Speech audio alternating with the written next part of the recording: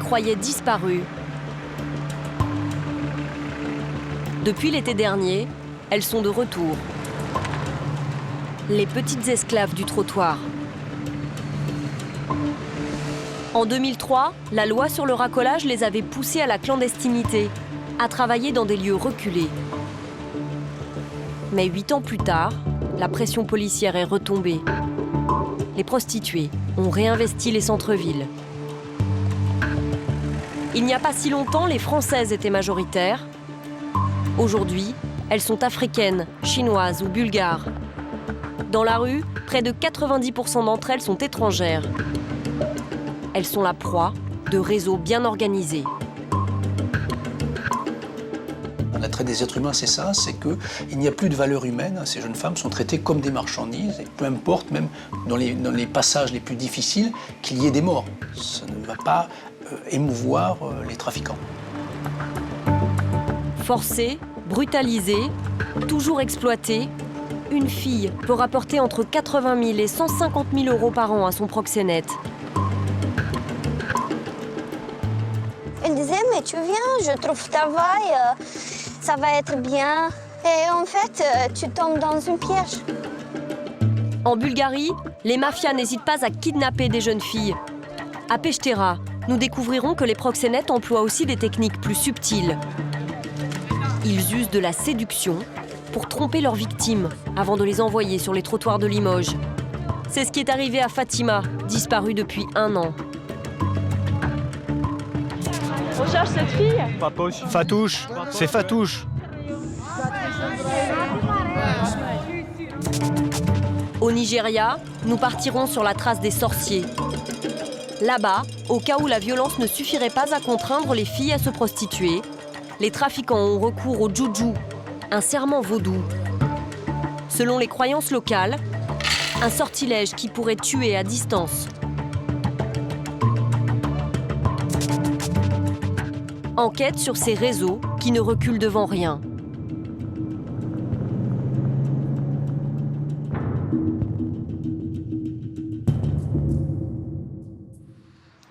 Au début de l'avenue de Choisy. Ah, c'est un peu chaud. Départ en mission pour ces policiers de la brigade de répression du proxénétisme de Paris. Depuis plusieurs semaines, ils mènent des surveillances. Là, on part sur le 13e arrondissement, sur la prostitution chinoise, sur un hôtel principalement qui accueille une multitude de prostituées chinoises. C'est-à-dire qu'au lieu de faire payer une chambre 60 €, ils vont la faire payer 25 ou 30 € pour une demi-heure ou pour 1 heure. Ça fait revenir beaucoup de prostituées de voie publique sur le secteur et ça, c'est juste pas possible, quoi. En plein cœur du quartier chinois de Paris, à 16 h, les enquêteurs vont installer 2 véhicules à des points stratégiques. Humour. Des véhicules banalisés, aux vitres teintées. Des sous-marins, comme ils disent.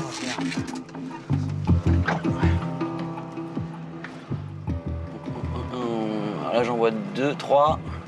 Manteau jaune, manteau rouge, manteau noir. Voilà, ça, ce sont 3 filles, donc on va les photographier. C'est bien parce qu'elles mettent des beaux manteaux de couleur, donc on peut pas les rater. Allez, tourne-toi. Là, je la connais pas, celle en jaune. Donc là, par exemple, il y en a une nouvelle qui n'était pas là la semaine dernière. Et celle en noir, je la vois plus. Celle en noir, elle est là, elle a bougé. Voilà. Donc là, elle a quitté le groupe. Elle se met toute seule. L'hôtel se trouve en face, à moins de 100 mètres. À l'autre bout de la rue, la 2e voiture des policiers. Voilà, le monsieur qui est là, à lunettes, là, devant nous. Il a une certaine démarche, une attitude qui nous fait penser que c'est un client potentiel. Il est passé, il les regarde, il hésite, il est timide. Il est probablement marié. 90% de la clientèle de prostituées, ce sont des hommes mariés. Il y retourne.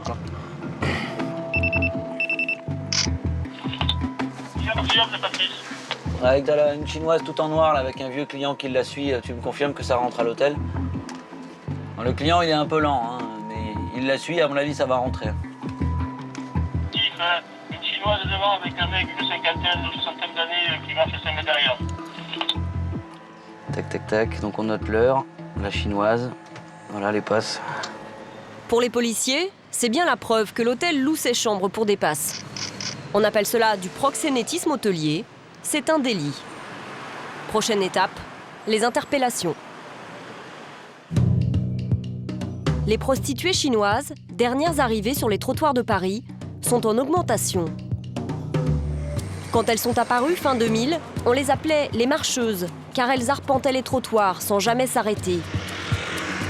Aujourd'hui, à Belleville, l'autre quartier chinois de Paris, la plupart attendent le client en statique. Elles n'ont plus peur de la police. Moyenne d'âge, 40 ans. Toutes viennent de régions économiquement sinistrées et rêvent d'une vie meilleure en Europe. Mais pour y arriver, les policiers le savent bien, elles doivent emprunter beaucoup d'argent à des réseaux mafieux. Ces filles-là, elles doivent forcément de l'argent à quelqu'un. Et en fait, on a plus affaire à, si vous voulez, à des réseaux de passeurs qui réclament de l'argent, qui les obligent après à les mettre sur le tapin. Elles payent entre 10 et 15 000 euros pour un pack complet. Donc c'est le voyage, le visa, un hébergement et un boulot. Et le problème, c'est quand elle arrive ici, elle est hébergée, ils sont 8 dans un studio, et comme elle est hébergée avec d'autres prostituées, on lui dit bah, t'as pas le choix, ma cocotte, tu vas faire la... Des réseaux de passeurs bien organisés qui se remboursent en mettant les filles sur le trottoir. En nous glissant dans la peau d'un client, nous allons tenter d'en savoir plus, équipés d'une caméra cachée. Il est 15h et 30 prostituées sont déjà en place. Bon, Et le mot, c'est combien? 50 euros. C'est à la maison. C'est où chez toi? Ici, pas là. On y va, une minute. Ici, oui. Une minute d'ici? Allez. Elle nous emmène dans un immeuble voisin. Elle parle à peine le français et n'a probablement pas de papier, comme toutes les autres. C'est un studio. Apparemment, elle le partage avec d'autres prostituées. Un matelas au sol, une décoration sommaire. Tu vis ici toute seule? Il y a des copines? Il y a combien de copines? Ici, il n'y a que toi? Pourquoi parler comme ça? Elle se méfie et s'impatiente. Fais l'amour, d'accord, pas d'accord. Pas d'accord. Pas d'accord, pas dit. Ok. D'accord? Ok. D'habitude, les clients ne posent pas autant de questions. Il reste à peine un quart d'heure. À Belleville, nous avons rencontré des habitués des prostituées chinoises. Ils n'ont pas beaucoup de compassion pour ces femmes. Ils se fichent pas mal de leur histoire. Tout ce qu'ils veulent, c'est consommer. Non, nous on aime bien les occasionnels qui viennent d'arriver. La viande, on est là tous les jours maintenant. Les soirs, on aime bien la viande fraîche qui vient d'arriver parce que tu peux un peu plus en profiter. Elle vient de Ça arrive souvent, ça tourne? Ça dépend, des fois il y a quelques arrivages, mais bon. Ouais. Et généralement, les gens comme là, ils voient de l'arrivage, ils sont ici en premier. Bah on les connaît tous par nez là tout le temps, on les connaît tous par cœur. C'est laquelle la mieux? J'ai fait tout de suite, oh là là, en 40 € à total. Je donne nickel, c'est la pipe et boum boum devant. Ouais. T'as le droit aux 3 fois, même par derrière la. D'accord. Au même prix, faire la avec. Contrairement à d'autres pays comme la Suède, en France, on ne condamne pas les clients. Ceux-là se sentent tout puissants. Ils ont même des techniques pour marchander. Je vais t'expliquer. Quand une fille on a quelques-unes à 50 60, d'avis. tu vas écouter. Moi non, je suis désolé, moi j'ai 40. Tac. Elle va te dire ok, d'accord, 40. Il fait tellement froid qu'elle vient tout de suite. Elle là chez elle, elle te ramène chez elle. Tu vas voir ceux qui sortent du haut. Ça marche. Merci. Ouais, allez, bon courage. Ciao. Ciao. Tchuss. Ciao. Pour se distinguer, certaines prostituées proposent un service amélioré. Cette fois, la jeune femme propose à notre journaliste de faire l'amour avec elle et avec une collègue. On a parlé copines tous les trois, ça, on est d'accord. D'accord, ok. C'est où? C'est République. La République, ok.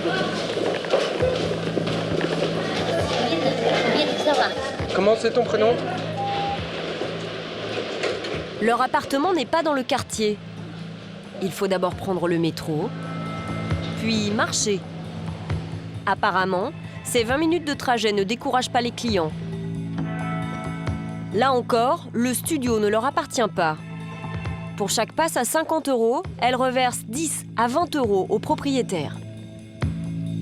Notre journaliste trouvera un prétexte pour s'en tenir là.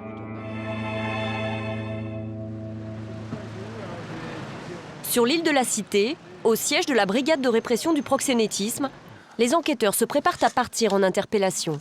Ils comptent bien faire tomber l'hôtel du 13e arrondissement qui louerait ses chambres aux prostituées chinoises. Ils ont un dossier complet.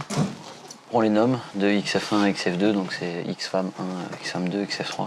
Ce qui fait que la fille, elle peut pas te dire après qu'elle y est depuis 3 jours, que c'est la première fois. Non, le 17 novembre, vous y étiez, vous êtes en photo. Mais les photos ne suffisent pas. Pour pouvoir interpeller tout le monde, il faut maintenant les prendre en flagrant délit. À 15h, les policiers cueillent un client à la sortie de l'hôtel, après une passe. Il est immédiatement interrogé à l'arrière de leur voiture. Il commence par le rassurer. Vous ne recevrez pas de convocation, votre femme ne sera pas au courant, il n'y a aucun souci, on me le garantit. Vous avez une relation sexuelle avec une tarifée là? C'est ce que vous dire, ouais, ok. À l'intérieur de l'hôtel, une autre passe est en cours. C'est maintenant qu'ils interviennent. Bonjour. Actuellement, il y a une jeune femme chinoise qui a un pass avec un monsieur dans une de vos chambres. Alors, c'est quelle chambre, dites-moi? La police, laissez-vous. Vous rhabillez, monsieur, s'il vous plaît? Dans la chambre, le client et la prostituée sont surpris en plein acte sexuel. Elle sera entendue par les policiers, mais comme témoin, comme les autres Chinoises qui font le trottoir dans le quartier. Elles ne risquent rien, car elles ont parfaitement le droit de se prostituer tant qu'elles ne racolent pas, qu'elles ne se comportent pas de manière trop provocante. Tu restes avec elle, Eddie? Le client, lui, est juste un peu déçu. J'ai payé moi l'hôtel en plus. Ah bon, je reviendrai même pas pour faire rembourser. J'ai pas de chance. C'est un peu divorcé, Il est parfaitement conscient de la situation de ces prostituées. Je pense que c'est malheureux parce qu'en plus elles sont belles, c'est des belles filles. Elles sont exploitées, hein, comme tous. Hein. Vous, en tout cas, ça ne vous dérange pas en tant que client? Si. Vous ne dites pas, je participe à ce système qui les exploite. Il y en a toujours eu, des prostituées partout. Oui, mais si vous n'étiez pas client, par exemple. Il y en aurait d'autres. La gérante, elle, risque la fermeture d'une partie de l'hôtel, une amende et peut-être une peine de prison. Nous sommes la brigade de répression du proxénétisme. Ça fait plusieurs mois qu'on travaille dans le quartier parce qu'il y a des prostituées asiatiques de partout. Et elles viennent chez vous. Vous faites du proxénétisme hôtelier. En tant que gérante, vous êtes responsable, madame. Mais je ne gagne rien du tout. Je vous place en garde à vue pour des faits de proxénétisme. En perquisitionnant le domicile et le coffre de la gérante, à la banque, les policiers ont trouvé 28 000 € en liquide. Pendant sa garde à vue, elle va nier. Et parfois prendre leurs accusations avec une légèreté déconcertante. Il n'y a que vous qui ne connaissez pas le phénomène prostitutionnel qui sévit dans votre établissement. Non, pour moi, ce sont des gens qui viennent comme tout le monde. Chacun fait ce qu'il veut dans la vie. Peut-être que c'est un compère à vous, le monsieur qui était avec vous aussi. C'est un compère à moi, ça veut dire quoi? Vous avez peut-être quelqu'un de vos collègues pour aller avec une prostituée et venir chez moi. Donc vous êtes en train de dire... Donc vous êtes en train de dire... C'est très grave ce que vous dites. Donc vous êtes en train de dire... On a monté le dossier de toutes pièces. En plus, ça vous amuse. Je sais pas, mais pour moi, je ne fais pas de prostitution. Elle et son mari sont aujourd'hui poursuivis. En attendant leur procès, ils n'ont plus le droit de gérer l'hôtel, ni d'aller dans le 13e arrondissement. Vous êtes à la limite de l'outrage. Alors un conseil, taisez-vous, essayez de réfléchir, de raisonner, parce que là vous déconnez. Les prostituées du quartier ont toutes confirmé faire leur passe à l'hôtel. Mais avant de les laisser partir, les policiers essaient d'en savoir un peu plus sur leur parcours. Ici, au détour de cette affaire d'hôtel, il y a une jeune femme qui va nous expliquer quel est le réseau qui envoie les Chinois se prostituer sur Paris. Et on va en profiter, oui. Ça arrive parfois comme ça? Non, ça rarement. On a une vie de merde ici. Là, vous m'arrêtez, j'ai le cœur qui bat super vite. Je pensais que c'était pour me renvoyer en Chine. J'ai emprunté de l'argent pour venir ici et je n'ai pas encore tout remboursé. Elle doit encore 10 000 € à ses passeurs. Quand on arrive ici, on ne sait pas qu'on va se prostituer. Et progressivement, on comprend que ça va se passer comme ça. Qui c'est qui t'a expliqué tout ça? Parce que l'hôtel, c'est une chose, l'hôtel, mais après le reste, si tu veux nous en parler, c'est bien maintenant. Tu as un Mac? Un Mac? Non. Comme les policiers s'y attendaient, aucune d'entre elles n'osera parler. D'abord implantées à Paris à la fin des années 90, les réseaux se sont aujourd'hui littéralement emparés de certains territoires en province. Des villes en apparence bien tranquilles.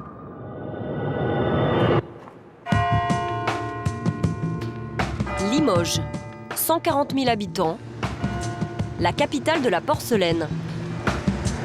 Face à la gare, le quartier traditionnel de la prostitution, le Champ de Juillet.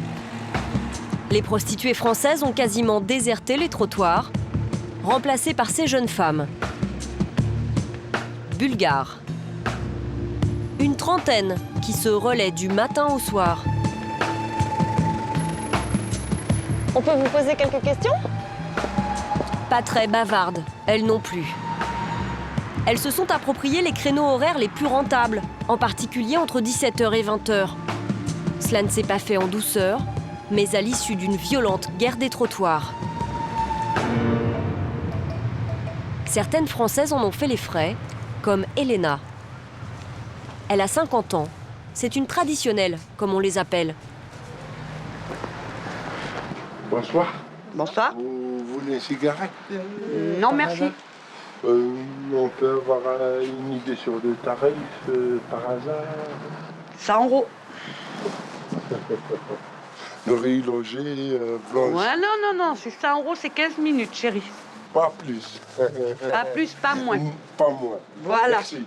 De rien. Bonne soirée. Bonne soirée aussi, rentrez bien. Tu vas partir à l'hôtel, tu payes l'hôtel et tu te restes avec lui. Oui, pas de problème, mais c'est 500 € la nuit. Voilà. Qu'est-ce qu'il dit? Il me dit il va rentrer en prison demain, il faudrait lui faire un petit plaisir pour la nuit. On est les bonnes œuvres.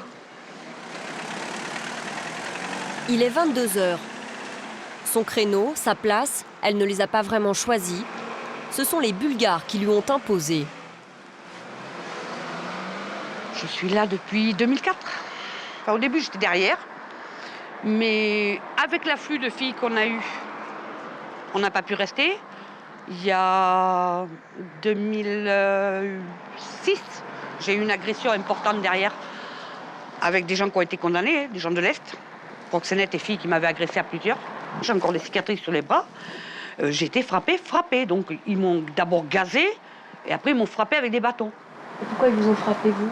Parce que je ne voulais pas les laisser travailler sur ma place. Donc ils veulent le pas complet. C'est-à-dire on est obligé de s'adapter à leurs horaires à eux, faire ce qu'eux ils ont désiré, se mettre à leurs tarifs à eux pour gagner notre vie. Puisque les tarifs avant étaient en moyenne, enfin en hôtel étaient 100 €, maintenant ça a chuté à 50 €. Imaginez-vous que nous, on ne peut pas travailler à 50 €. Enfin, on se refuse de travailler à 50 €. Elena n'a aucune compassion pour ses rivales bulgares. Une mafia violente, particulièrement surveillée par les policiers de Limoges. Des réseaux qui n'hésitent pas à exploiter des familles entières.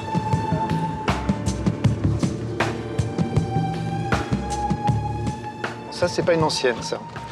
C'est la fille d'une prostituée. Sa maman s'est prostituée très longtemps sur Limoges et un beau jour, on a vu arriver sa fille. Elle est arrivée pile poil pratiquement pour ses 18 ans. Les prostituées bulgares, elles sont toutes originaires de la même région, Pechtera. Ce sont des réseaux? Ce sont des réseaux, oui. C'est dommage, il n'y a pas les petits proxos à la terrasse. Ce jour-là, il fait froid. Aucun des Macs n'a mis le nez dehors. Mais les filles, elles, sont bien là. À force de les interpeller, les policiers connaissent toute leur vie. Tu vois qui c'est? Ouais, je vois qui c'est. Bonjour. Il n'est pas avec toi? C'est bien ton copain. Mais si, c'est ton copain. Ah bon, c'est fini? Et pourquoi tu étais dans sa voiture l'autre jour? Comme ça, pour me ramener. C'est qui paye la BMW? C'est qui a acheté la voiture? Comment il a fait? Ah, je sais pas. C'est toi qui as donné l'argent? Ah bon? Mais si. Mais si. Moi, jamais donné argent. Ah bon? Jamais. Ah bon? Argent Bon. pour maman, au Bulgarie. Mais bien sûr. Elle a 21 ans et déjà 3 ans de trottoir derrière elle. Elle va nous servir un discours qu'elle a dû apprendre par cœur. Pourquoi vous êtes à Limoges? Travailler. Et vous travaillez pour quelqu'un? Non. C'est vous qui avez décidé de venir pour la prostitution? Oui. Parce que Bulgarie, tu vois, il n'y en a pas de travail, il n'y en a pas de chômage. Ici, pour gagner de l'argent, pour donner pour maman, pour mon père, petite sœur, il y en a pour ça. C'est pas parce que c'est moi qui aime que je travaille ça.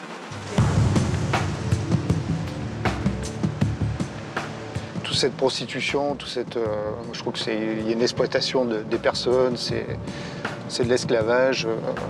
La prostitution, c'est pas que je suis contre la prostitution, mais ça me plaît pas. Sur le trottoir, aucune fille n'oserait se confier ni raconter qu'on l'a forcée à se prostituer. Les proxénètes n'hésitent pas à châtier les plus rebelles ou à les faire disparaître. Alors, quand en septembre dernier, une des Bulgares est enlevée, l'alerte est tout de suite donnée. Un kidnapping osé, un samedi après-midi, dans ce quartier très fréquenté du Champ de Juillet. Depuis l'immeuble d'en face, un homme a tout vu. C'est lui qui a prévenu la police. J'étais stationné sur le balcon du 3e étage de l'immeuble qui est derrière moi et j'ai entendu des cris. Il a vu une voiture s'arrêter. À son bord, 2 hommes. Le premier est au volant, le second embarque la prostituée, de force. Ah ben, j'ai vu quand même qu'elle n'était pas tout à fait d'accord. Quand j'ai entendu les cris que le pull est tombé au pied du réverbère, je me suis dit non, c'est quelque chose qui ne va pas. La voiture disparaît, le témoin n'a pas relevé la plaque, mais il compose le 17. À l'hôtel de police, le capitaine Gatinois est de permanence. C'est un ancien des mœurs, il connaît bien ce milieu. La victime s'appelle Fatima, elle a 25 ans. Pour l'enquêteur, le rapt a été organisé par son proxénète. Ça peut être plein de choses. Elle a peut-être fait des choses, elle n'a pas donné l'argent, elle n'a pas donné tout l'argent, ou alors le type veut plus qu'elle travaille à Limoges, veut l'emmener autre part. Faut savoir que dans ce milieu-là, les filles sont revendues. La plupart du temps, tout a été organisé depuis le pays, en fait. Hein. C'est un système mafieux, je dirais. Hein. Fatima a-t-elle été revendue à un autre réseau? Déplacée, en France ou à l'étranger? Est-elle en danger? Nous sommes partis à sa recherche. À Limoges, elle n'avait qu'une adresse connue. Cet hôtel de seconde zone où nous filmons en caméra cachée. Elle fait une chambre comme ça. Et c'est combien une nuit ici? C'est 33 euros. Mais elle est restée en fait un jour, elle est restée cette fille. Elle a pris une chambre, donc elle est repartie. Hein. Elle parle pas français, donc bonjour, ça va, une chambre, bonjour. Aux alentours du quartier où elle travaillait, son kidnapping n'a pas l'air de surprendre certains commerçants. Est-ce que vous la connaissez? Non? Faut demander au proxénète. Pas trop. Ils parleront pas. Pour eux, ça représente rien, ça. Ils auraient plus d'affection pour un chien ou un chat qu'une jeune fille comme ça. Ils leur mettent des calottes et tout, et puis ils acceptent, ils n'ont pas le choix. Pensez bien que ces filles-là, elles ne travaillent pas pour la joie. Elles travaillent, elles ont un rythme de travail. Et puis, c'est tout, il faut que l'argent rentre. Donc, le moindre écart qu'elles font, automatiquement, elles se font réprimander, c'est tout. Qu'est-ce qu'on y fait? Les prostituées, elles, connaissaient bien cette fille arrivée seulement depuis 6 mois. En fait, Oui, on connaît. Oui. Vous connaissez? Pati. Pati? Oui. Il y a beaucoup de stress. On m'a parlé la copine, seule. Tout seul. En bas, là-bas, travail. Le café, là, travail, là, macro, je ne sais pas, là. Qui? Ah, là, comme ça, la bébé. Elle était enceinte? Oui. Elle attendait un bébé? Oui. Fatima, 25 ans, continuait donc à enchaîner les passes, enceinte, jusqu'à son enlèvement. Connaissait-elle le sort qui l'attendait en France? Est-elle tombée dans un piège? Les clés de son histoire se trouvent à 2500 km de Limoges, en Bulgarie. Au cœur du pays, à l'écart des routes touristiques, Pechtera. C'est de cette ville que viennent la plupart des prostituées de la filière bulgare de Limoges. 20 000 habitants, quelques usines et peu de perspectives d'emploi pour les jeunes.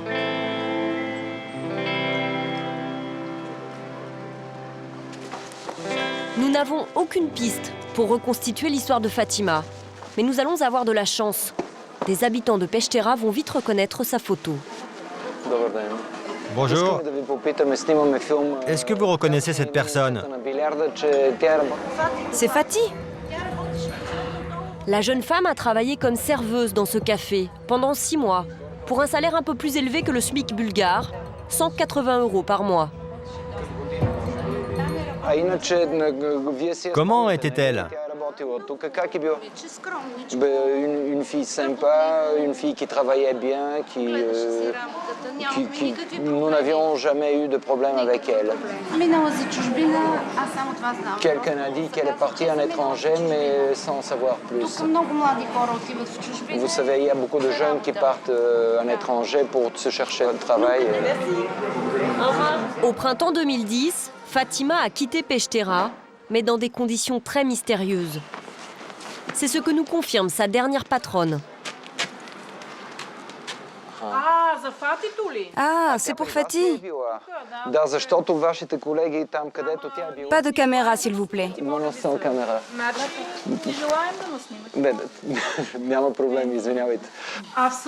Est-ce qu'au moins quelqu'un sait où elle se trouve? Non. Personne ne sait. Et nous non plus, nous ne savons rien. Le dernier jour où on l'a vue, elle est venue travailler et ensuite, elle a disparu. Ainsi, un jour, sans prévenir personne, Fatima s'est comme volatilisée. Mais ses patronnes ont oublié de nous parler d'un détail. Elle venait de rencontrer un nouveau petit ami. Et à Peštera, certains pensent qu'il a joué un rôle capital dans son départ. Cette jeune femme pauvre et timide aurait été victime d'une technique vieille comme le monde, mais très en vogue chez les trafiquants bulgares, la méthode du loverboy, autrement dit, du don Juan. Malgré son entrée dans l'Union européenne en 2007, la Bulgarie reste un État champion de la criminalité organisée et de la traite des êtres humains. Officiellement, l'an dernier, il y a eu 600 victimes de trafic, mais seules sont comptabilisées celles qui témoignent contre leurs bourreaux. En réalité, elles seraient des milliers dans toute l'Europe. Alors il y a 7 ans, la Bulgarie a créé une commission de lutte contre le trafic. Antoaneta Vassileva en est la responsable. La mission principale de l'agence, la prévention. Bonjour. On y forme régulièrement des enseignants pour qu'ils mettent en garde leurs élèves contre les méthodes des trafiquants. Lorsqu'on lui retire ses papiers, la victime est souvent battue, très violemment, dans le but de briser sa volonté et de lui faire comprendre que dorénavant son travail sera de se prostituer. Et pour informer un maximum de jeunes femmes, en Bulgarie, il y a des campagnes à la télévision. 22-годишна, 52 килограма, студентка, мерки 87, 62, 86. Добра лична хигиена. Това не е кастинг. Продадено. Това е трафик на хора. Национална кампания за борба с трафика на хора. Les méthodes de recrutement des trafiquants vont des plus dures, comme le kidnapping, à ce qu'on appelle les méthodes douces. Et de nos jours, la majorité des victimes est recrutée par tromperie. Comme Fatima, avec son loverboy. L'overboy, c'est une méthode de recrutement des victimes qui repose sur l'émotionnel, qui utilise l'affection d'une jeune fille pour un beau et gentil garçon. Elle tombe amoureuse de lui et à un moment donné, il dit « Hé, que penses-tu d'aller en Allemagne ensemble? On va vivre en Allemagne, s'acheter une maison là-bas. C'est un meilleur endroit pour vivre. » La fille est au paradis. Ils y vont, et en fait, elle se retrouve prise dans un trafic d'êtres humains, où elle est exploitée sexuellement. La technique du loverboy est tellement répandue qu'un programme de prévention spécial a même été mis en place. Bonjour. Plusieurs fois par mois, Tania Gunova rencontre des collégiens. Ce matin, elle se rend à Peštera. Vous pensez que votre action peut les empêcher de tomber aux mains des trafiquants? Oui, moi je pars avec cette idée, parce que sinon ce que je fais n'aurait pas de sens. Je considère que j'ai une grande responsabilité, parce que je vois des jeunes gens qui sont perdus. L'idée de ces cours, c'est qu'ils soient plus prudents par rapport à ce qu'ils voient, ce qu'ils entendent, avec les personnes qu'ils rencontrent. Dans les établissements scolaires français, on organise des opérations anti-toxicomanie ou de prévention routière. En Bulgarie, les élèves de 15 ans sont mis en garde contre la prostitution forcée. Oui, oui, vous pouvez entrer. Bonjour. Bonjour. Asseyez-vous où vous voulez. Elle va leur raconter une histoire vraie. Celle d'une adolescente qui a vu sa meilleure amie, Gabi, tomber dans les griffes d'un loverboy. Cet été, lorsque je suis rentrée de vacances, j'ai trouvé Gabi très changée. Elle portait une jupe très courte, elle était maquillée. Elle s'est tout de suite vantée qu'elle avait un nouveau copain, Petar. Il a 21 ans, il est très beau, très riche, il gère un business personnel. Il la couvre de cadeaux, mais la belle histoire se transforme en cauchemar. Après quelque temps, Petar lui a dit qu'il avait des difficultés et qu'elle devait faire quelque chose pour lui, comme lui avait fait pour elle. Il lui a demandé de coucher avec un ami à qui elle plaisait bien. Ça ne fait pas mal. Pourquoi est-ce que tu t'angoisses? Je t'aime. Pour cette première fois, il l'a fait boire, avant de la mettre sur le trottoir et de disparaître, la laissant entre les mains d'un autre proxénète. Je n'ai jamais revu Gabi depuis. Et maintenant, j'aimerais avoir votre point de vue sur une question. Comment vous vous sentez quand vous êtes amoureux? Au 7e ciel. D'accord. On est naïf, terriblement naïf. On croit tout ce qu'on nous dit. Elle va aussi leur donner quelques conseils. Vous avez déjà des cartes d'identité, n'est-ce pas? Oui. Ne la donnez jamais à personne, même brièvement. Faites une copie de votre carte d'identité et cachez-la sur vous. Mais aussi, savoir donner l'alerte en cas de changement de comportement d'une amie. Sur le bracelet, c'est écrit « Mieux vaut être informé qu'exploité ».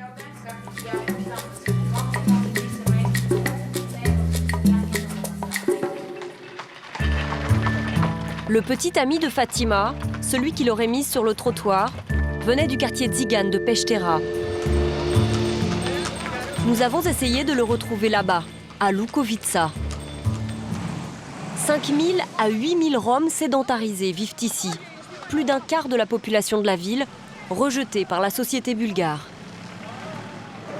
Un détail attire notre attention, les rares voitures garées dans le secteur ont des plaques bien familières. Haute-Vienne, Gironde, ils sont nombreux à gagner leur pain en France. Sans la France, nous mourrons de faim ici. Une personne en France peut nourrir 10 personnes. Et quel travail vous faites là-bas? Le bâtiment. Le bois. Bordeaux, Lyon, Limoges. Fatima n'était pas du quartier, mais ici aussi, on connaît la jeune femme, ainsi que le métier qu'elle exerçait en France. C'est qui ça? À Limoges? Ah, je l'ai vu à Limoges. Vous l'avez vu où, à Limoges? Dans la rue, à côté du parc. Je l'ai vu une fois. Il l'a vu une fois. Une fois et c'est tout. Est-ce que vous connaissez son petit copain? Non, non, non, non. Non, madame, non. Nous ne connaissons pas son copain. Cette femme demande à tout le monde de se taire. Nous comprenons alors que tous connaissent l'identité du petit ami, mais que personne n'a le droit de parler. Dans le quartier, ce sont des questions qu'on n'aborde pas. Il y a des proxénètes et nous avons peur d'eux. Nous avons des filles, ça peut leur arriver aussi. Vous avez peur pour votre fille, c'est ça? Bah oui, peur qu'on l'emmène pour la prostitution. Si vous étiez à ma place, vous n'auriez pas peur? À Lukovița, les groupes criminels imposent leurs lois. Ici, en 2005, un trafic de bébés avec la France avait été démantelé. Et la plupart des prostituées de Limoges viennent de ce quartier. Les bandes organisées prospèrent sur la misère. Łukowica est un petit ghetto, rongé par le chômage, l'analphabétisme. Cette famille vit dans une maisonnette de 2 pièces. Voici mon père et ma mère. On vit ici à 6. Ils ont 35 ans. Elle est balayeuse. Son mari récupère les déchets de la décharge voisine. Les Roms sont les intouchables de Bulgarie. On est arrivé ici et on a construit la maison, pierre par pierre. Pour leur maison, ils se sont endettés. 3 500 € qu'ils auront fini de payer dans 10 ans. Quelques poules et ce cheval sont leur seule richesse. Vous voyez la pauvreté ici? C'est pour ça que les filles partent pour se prostituer. J'ai une fille. Je ne voudrais pas que Dieu permette qu'elle se prostitue. Cela dépend aussi des parents. Il y a des familles qui envoient leurs filles se prostituer pour se construire de grandes maisons. Il y a en effet quelques maisons qui détonnent. Ont-elles été construites grâce à l'argent de la prostitution? Nous n'avons pu rencontrer leurs propriétaires. Officiellement, celle-ci appartiendrait à un ouvrier agricole qui travaille en Espagne. Seuls les tziganes de l'étranger peuvent s'offrir de telles bâtisses. Et pour construire certaines d'entre elles, peu importe que des femmes aient été sacrifiées sur les trottoirs des villes européennes. Dans cette petite maison, nous allons faire une rencontre bouleversante. Bonjour. Ça va? Oui, vous, ça va? Vous parlez français? Ici vivent 3 sœurs. Bonjour, Vienne. Toutes 3 ont vécu en France. L'été dernier, la plus jeune, Evgenia, est rentrée définitivement à Peștera. Elle a 28 ans. Elle est mourante. Elle a un cancer. Elle a été opérée de partout. Un cancer de l'appareil génital qui s'est sans doute aggravé à cause des rapports sexuels imposés et répétés. Soignée tardivement en France, elle aurait souhaité finir ses jours auprès de ses enfants.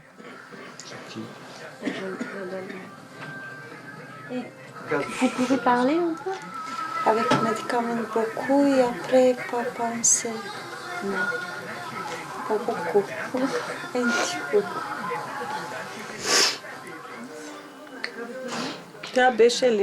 Elle était à Limoges et puis à Bordeaux. Et pourquoi elle est allée à Limoges? Je ne sais pas. C'est elle qui l'a voulu.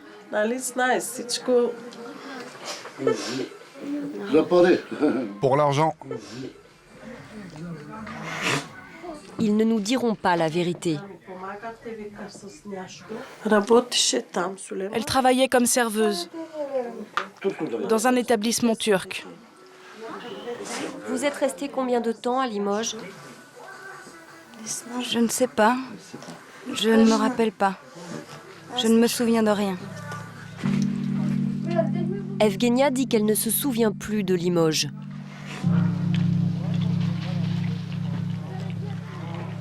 Mais là-bas, certains se rappellent très bien d'elle. Nos policiers, eux, ne sont jamais allés à Peștera. Nous leur avons montré nos images. Là, on est dans le quartier Tzigane. Łukowica. Belle maison, là. Ah oui, je les connais.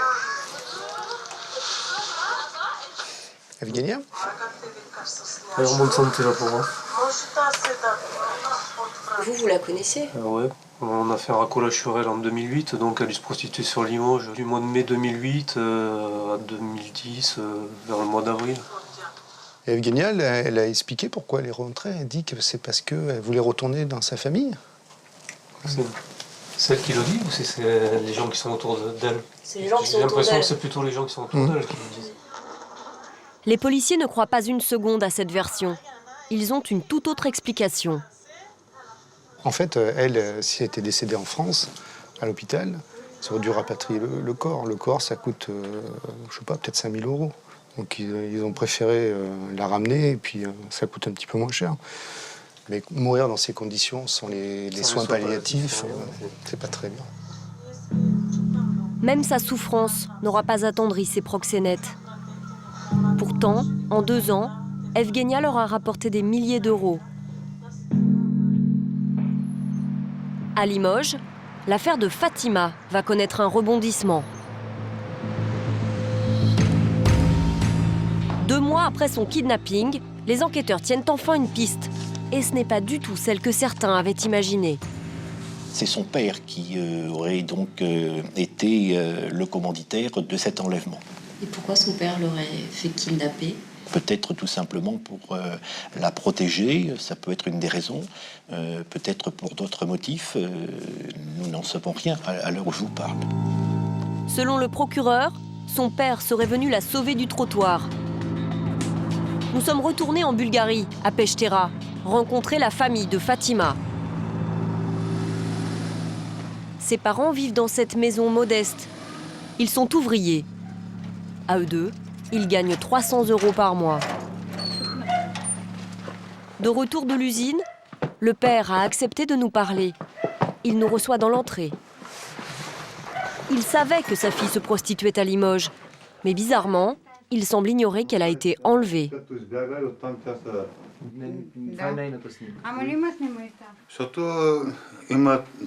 Il y a des gens, des Bulgares, qui sont rentrés de France, de Limoges. Ils m'ont dit qu'ils l'ont vue à côté de la gare. Aux dernières nouvelles, elle serait enceinte et dans la rue pour se prostituer. Mais les Français disent que vous l'avez enlevée. Je l'aurais enlevée? Vous croyez ça? Je suis son père. Comment croyez-vous que je peux l'enlever de France et la ramener jusqu'ici? Les gens nous demandent où elle est. Et que pouvons-nous répondre à ça? Je ne sais pas où me mettre, tellement j'ai honte. Préfère-t-il mentir pour protéger sa fille? Ce jour-là, il affirme qu'il n'a plus aucune nouvelle.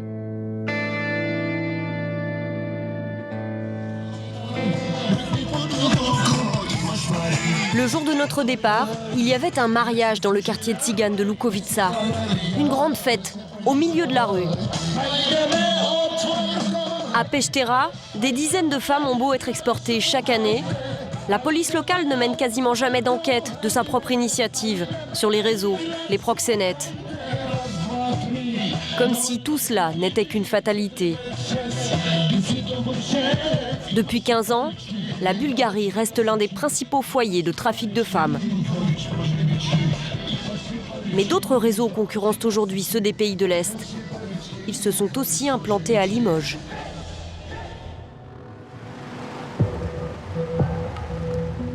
Ce sont des filières africaines, principalement du Nigeria.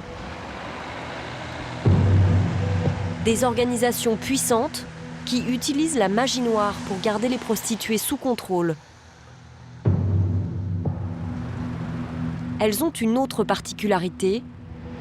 Leurs proxénètes sont des femmes. On les appelle les mamas ou les madames. Il y a 2 ans, un important réseau est tombé ici.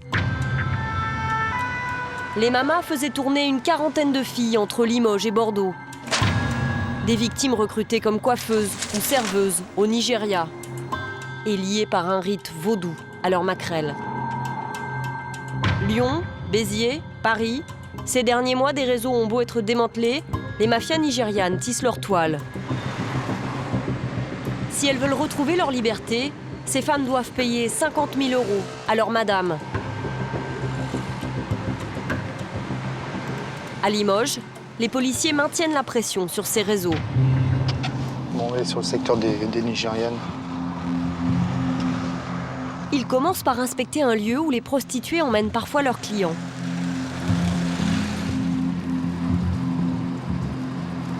Alors, des fois, vous trouvez une voiture avec la prostituée et son client en train de commettre un débat sexuel. Un joli petit nid d'amour.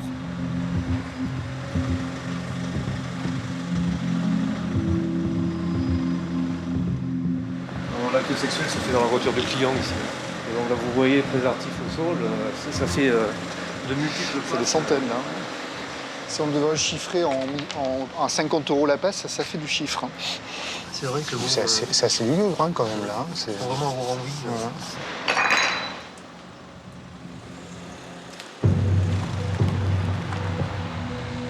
En janvier dernier, nos policiers ont encore interpellé 4 madames qui géraient plusieurs filles. Là-bas, sur la... ouais. Là-bas, là. On peut regarder un petit peu 5 minutes, voir ce qu'elle fait. Au bout de la rue, un client ralentit. La prostituée lui a fait un geste pour l'inviter. Ah, on peut la faire. Hein. On l'a fait. Elle a racolé, non? Je l'ai vu avancer sur lui. Hein. J'ai mis le truc police, on va contrôler.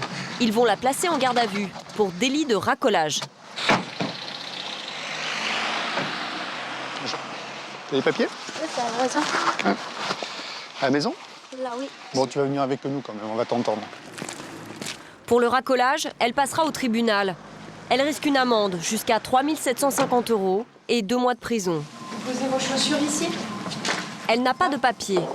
Mais pour éviter l'expulsion, les Nigérianes ont une technique. Se faire passer pour des victimes de pays en guerre. Joy, 22 ans, dit avoir fui le conflit du Darfour. Elle a même fait une demande d'asile. Mais le scénario qu'elle leur raconte est invraisemblable. T'es arrivé par où? T'as pris l'avion depuis le Soudan? Comment t'es arrivé? Bateau? Alors explique-moi, comment il était ce bateau? T'as payé combien? Ça fait longtemps, hein, moi. Tu as payé combien pour le bateau? C'est très cher. C'est gratuit.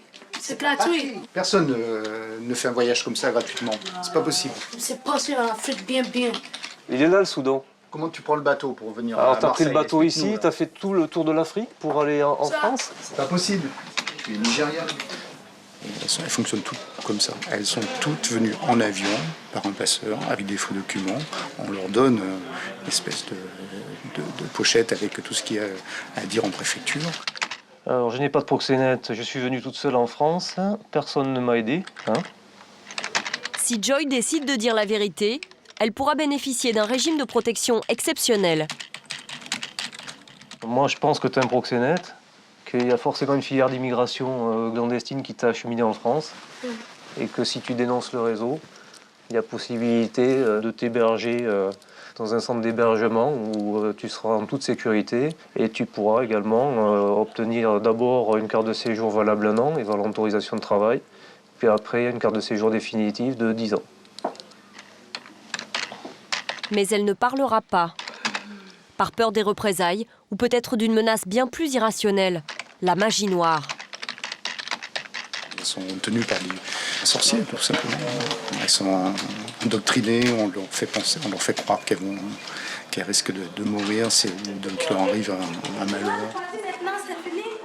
Avec ces filières sur lesquelles plane l'ombre des sorciers, ces dernières années, le Nigeria est devenu l'une des plaques tournantes de la traite des femmes.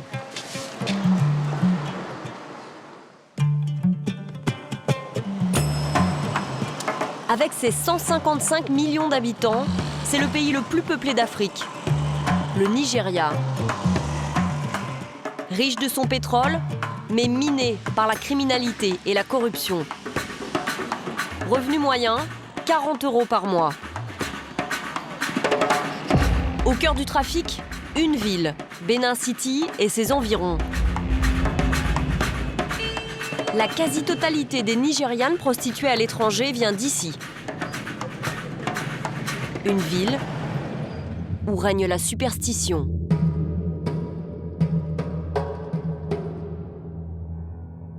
Rarement filmée, la cérémonie du juju, l'envoûtement des futures prostituées, est organisée régulièrement ici, par des prêtres vaudous. Nous avons rendez-vous avec l'un de ces sorciers. Quand nous le rencontrons, il consulte les esprits pour déterminer la durée et le lieu d'un rituel qu'il doit bientôt pratiquer sur une fille.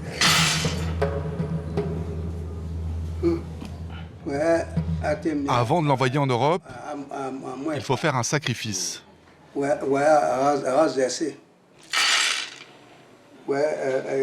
Si elle ne respecte pas ce qu'elle a promis, le juju peut la tuer ou la rendre folle.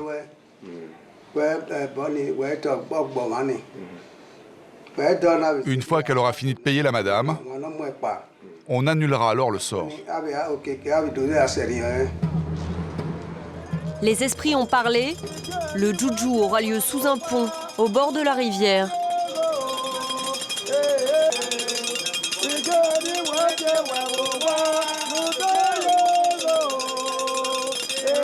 La candidate au départ s'appelle Fitz. Elle a 18 ans. Et voici son sponsor, la madame qui l'a recrutée pour l'envoyer en Italie. Fitz sait très bien ce qui l'attend.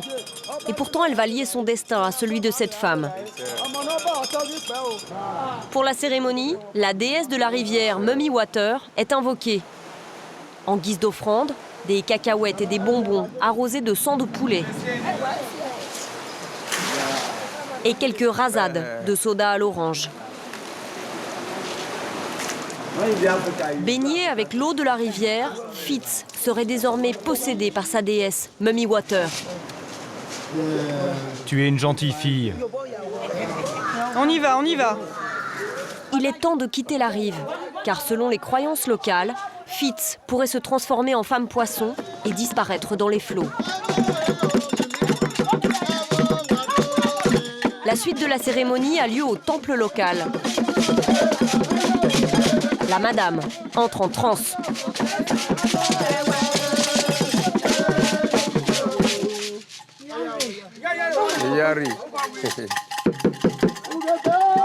Fitz n'a pas vraiment le choix.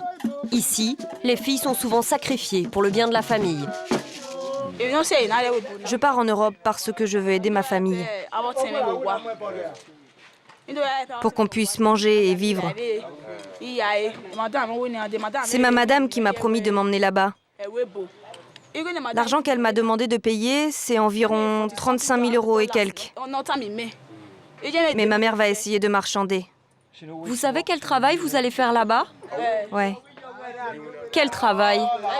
Coiffeuse. Il vaut mieux le dire comme ça. C'est le moment du serment. Le prêtre amène les fétiches, mélange de terre et de substances diverses. Ici, on les appelle des juju. Vu de France, le tableau peut sembler folklorique. Mais Fitz y croit dur comme fer. Le juju ne sert pas seulement à la contrôler, il peut aussi lui porter chance. Si le journaliste prépare quelque chose de mauvais, je vais lui retourner ses pensées négatives. Maintenant, répète après moi. Envoyez-moi en Europe maintenant. Envoyez-moi en Europe. Et arrivé là-bas. Et arrivé là-bas. Si je veux fuir ma madame. Si je veux fuir ma madame. Le juju me tuera.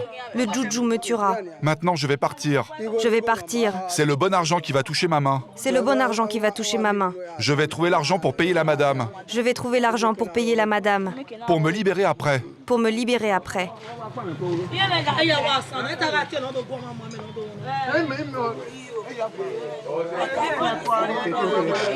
Voilà mes ongles.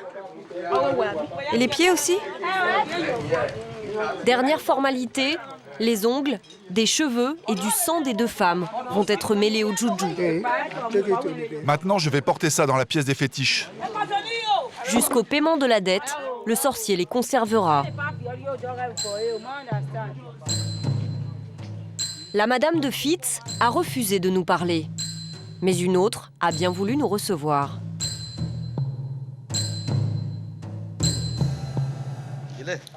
Pour notre visite, elle a mis son plus beau boubou. Elle est très fière de nous montrer sa belle propriété. Elle a pu se l'offrir grâce à l'argent de ses filles qui travaillent en Europe. Ça, c'est notre jardin. Ici, il y a des fruits. Là, ce sont les bananes plantains pour manger.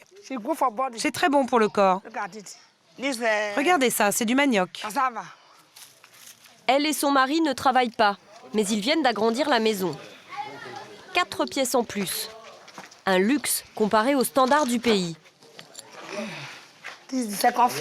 C'est notre deuxième bâtiment. Un logement avec 3 chambres. Pas si grand, c'est petit. Voilà la maison, mais je n'ai pas encore reçu l'argent pour la finir. L'argent de là-bas. Ma fille ne l'a pas encore envoyé. On demande à Dieu qu'il donne cet argent à ma fille. On n'a pas terminé. On est comme ça. On attend. Ce n'est pas facile. C'est elle qui a encouragé sa première fille à partir en Italie en 1997. Voici ma fille aînée. Elle est en Italie. Depuis, son aînée s'est mariée avec un Italien et s'occuperait de ses enfants. Mais elle a une autre fille en Europe. Ma quatrième fille. Elle est en Autriche, elle est coiffeuse. Elle fait des tresses.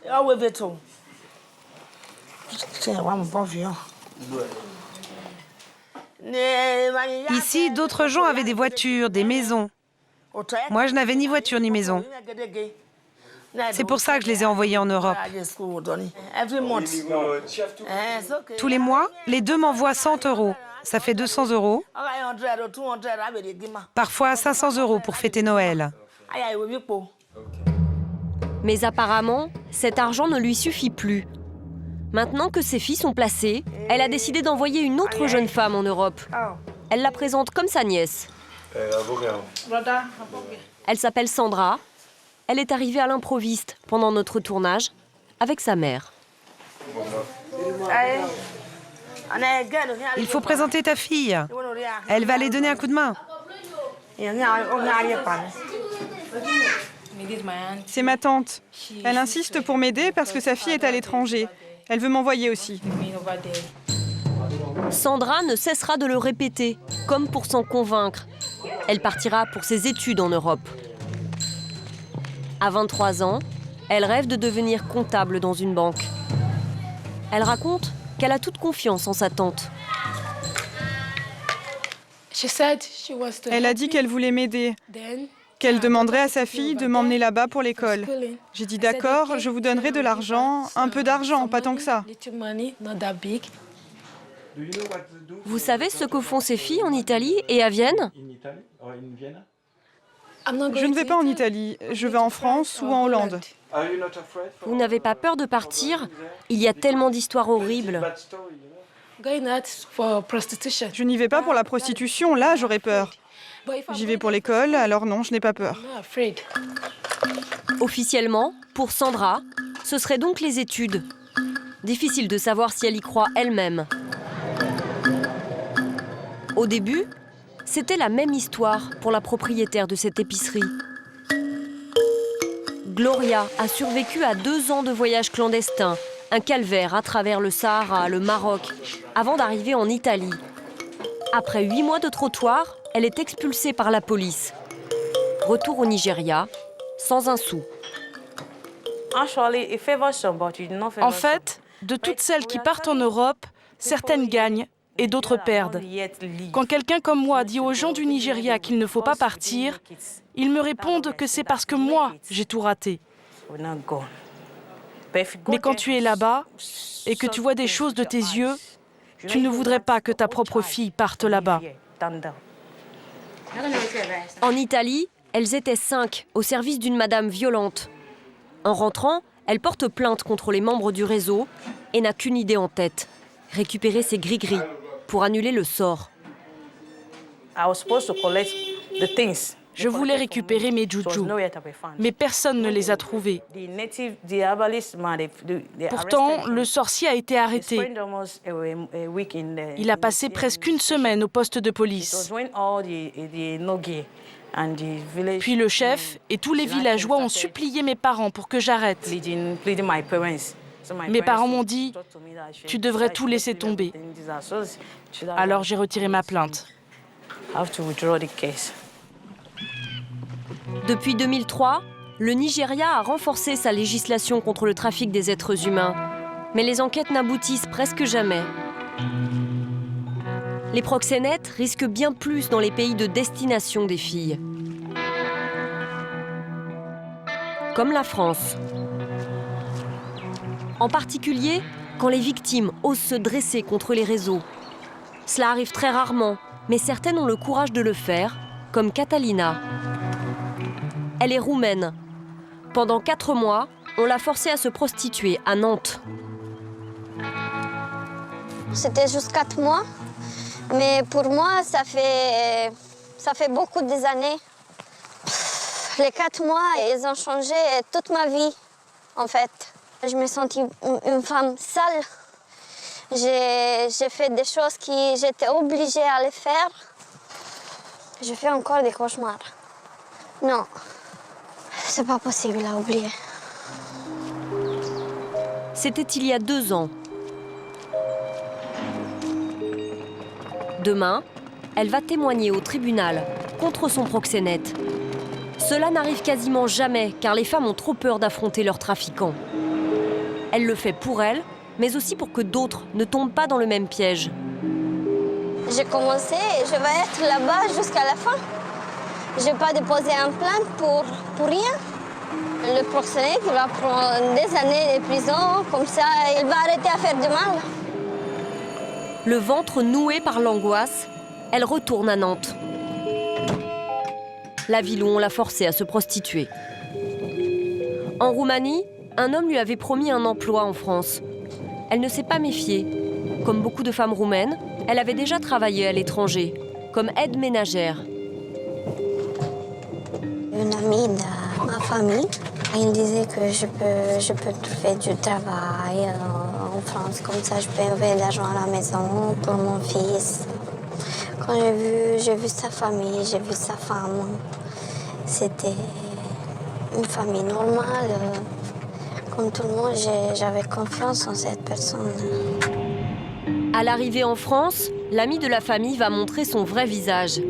Il exige qu'elle se prostitue. Il me disait, tu es une femme, c'est facile à faire. Je disais 2-3 minutes et puis c'est bon. Je lui dis, mais moi je veux partir. Je vais rentrer à la maison et tu peux pas m'empêcher. Il me disait, tu vas voir que je peux t'empêcher. Si tu veux partir, je tue ton fils.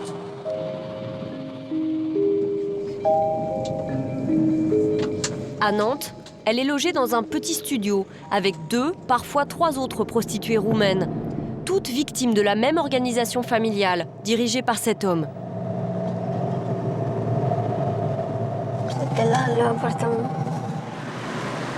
C'est aussi là qu'elles faisaient leur passe. Ce sont les filles qui m'ont expliqué tout, qu'est-ce qu'il faut que je fasse, comme il faut que je fasse avec les clients, quand il faut que je mette le préservatif, tout ça. 50 € l'amour, 20 la fellation. Sur le quai de la Loire, les premiers temps, ce sont les autres filles qui annoncent le prix, car Catalina ne parle pas encore le français. Elle a accepté d'y retourner avec nous, à condition de rester dans la voiture, car elle a peur. Même s'il était froid, même s'il pleuvait, même s'il neigeait, nous on était là. On était là tout le temps. Il y avait beaucoup de clients?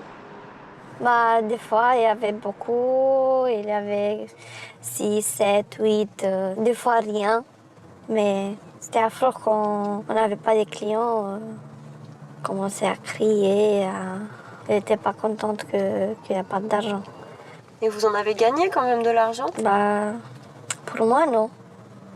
Pour moi, non. Le proxénète, il m'a donné, pour envoyer à la maison, 2 000 €. 2 000 € en 4 mois, alors que les enquêteurs ont prouvé qu'elle en avait rapporté 30 000 à son proxénète. Un soir, malgré les menaces à l'encontre de son fils, Catalina a trouvé la force de s'enfuir, avec l'aide d'un client puis d'une association.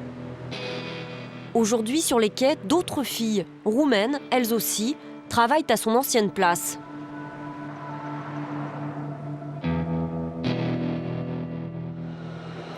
C'est le jour du procès. Dernier rendez-vous chez son avocate. Bonjour. Vous avez rendez-vous avec Maître Bouillon? Oui. Si vous voulez bien me suivre. Comment ça va? Bonjour. Ça va? Un peu nerveuse? Stressée, un petit peu peur. Bon. Allez, on va préparer ça. D'accord. Bon. Dans 2 heures, Catalina sera confrontée à son ancien bourreau. L'idée de le revoir lui est insupportable, car elle réveille des souvenirs traumatisants. Ok, ça va aller? Son avocate va tenter de la préparer. Ça m'embête pas que vous pleuriez devant le juge. Hein. D'accord. De toute façon, je suis là tout le temps, je ne me lâche pas. Et même physiquement, je me mets entre lui et vous. Vous pourrez même ne pas le voir. D'accord. Je me mets comme ça il est derrière moi. Et si vous voulez pas le voir, vous le voyez pas. D'accord.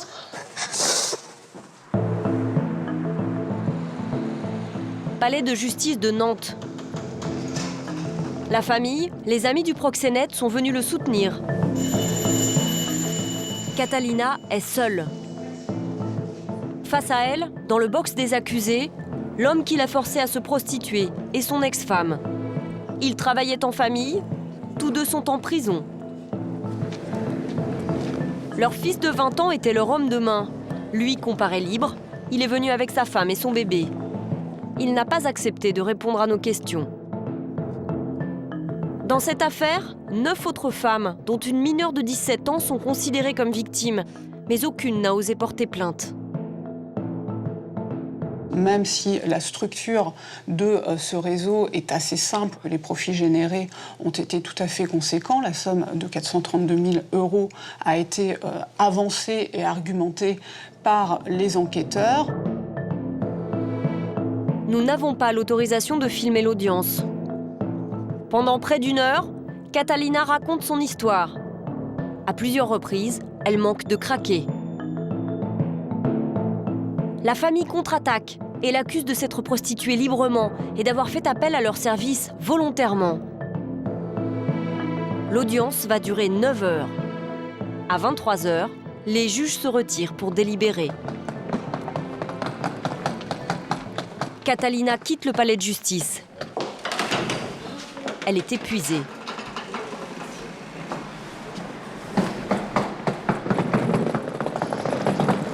Vous restez pas ? Non, pour l'instant, on ne reste pas. On sera informé. Et puis, c'est mieux d'ailleurs que madame parte maintenant. Parce que les jugements peuvent provoquer de la colère, des réactions vives. On n'a pas été soutenus contre elle. Voilà.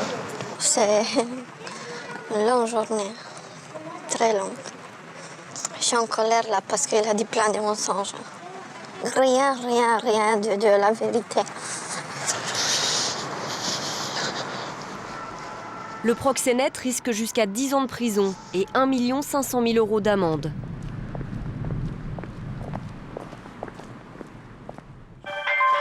Le lendemain matin, l'appel de l'avocate. Bonjour. Oui. 6 ans, une peine relativement sévère et 60 000 € d'amende. La sanction semble dérisoire aux yeux de Catalina. Au revoir. Je suis pas contente. Parce que le proxénète, dans 3 ans, 4 ans, il va sortir. Moi, ça fait déjà presque 2 ans quand je suis partie de là-bas. J'ai encore des rendez-vous avec un psy. Je prends encore des médicaments pour mes crises que je les fais. Encore, je suis pas bien dans ma peau. Ça, c'est qui va le payer? C'est qui va faire? Qui va réparer ma vie? Il va faire même 4 ans, 5 ans de prison. Mais moi... qui va me réparer, moi?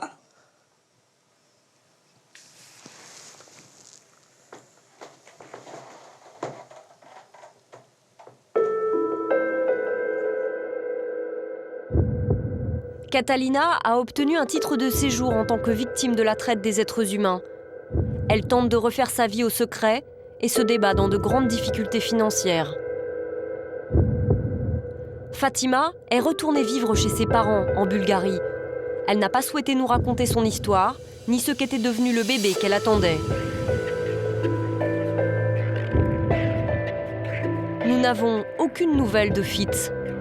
Elle est probablement sur le trottoir d'une grande ville italienne.